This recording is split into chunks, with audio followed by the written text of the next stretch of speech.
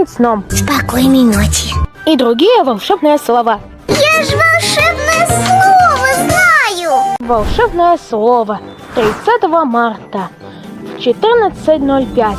Премьера на детском.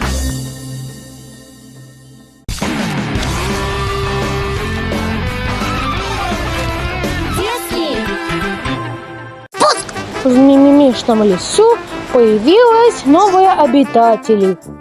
Я, Иннокентий, прилетел к вам с планеты Земля. Наверное, он нас за инопланетян принял. Милые енота, Саня и Соня. Очень рады знакомству. Так здорово находить новых друзей. Я лисичка, а это Тучка.